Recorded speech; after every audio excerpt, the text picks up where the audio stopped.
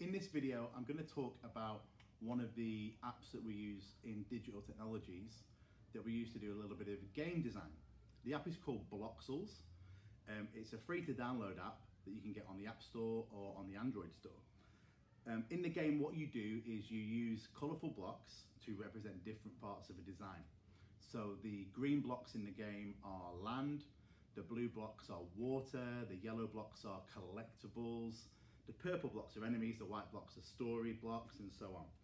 You use these coloured blocks to design a level on a 13 by 13 grid, and then you scan the level into the game to turn it into an actual digital version of what you've designed.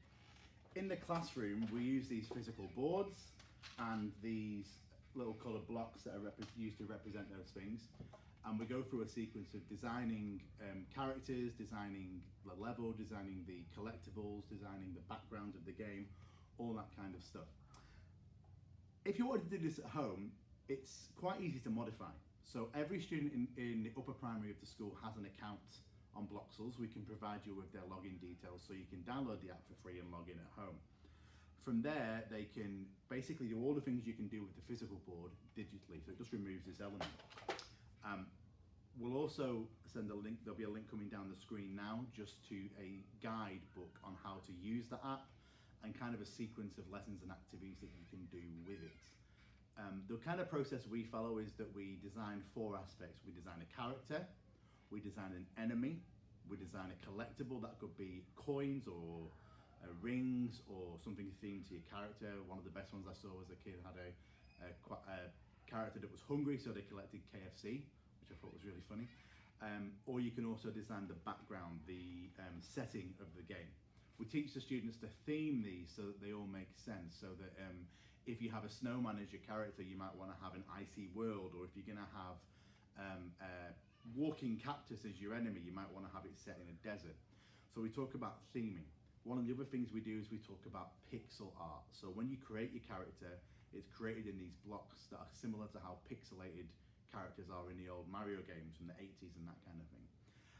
So you go through the app, you design these different parts.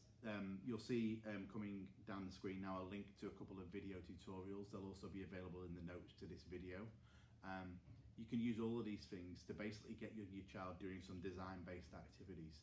The benefits of this: they're learning to design to a criteria, which is part of the curriculum.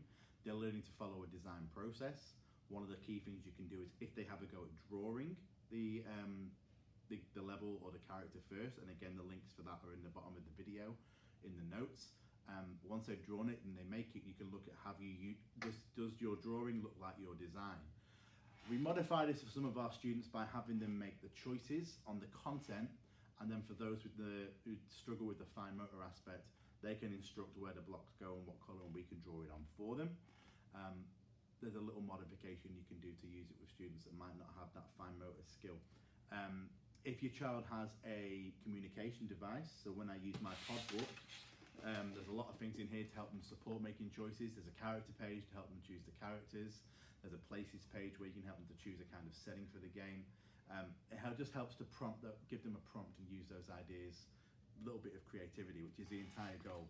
The cool thing is on their individual account, when they save it, it becomes available for them to use again. It means that the teachers at school can access them to look at them, and they can be used on an ongoing basis. It's a really good app. Students tend to really enjoy it. It really gets some creative minds coming out of it. Some of the work you'll have seen come up in the corner is some of the stuff our students have done.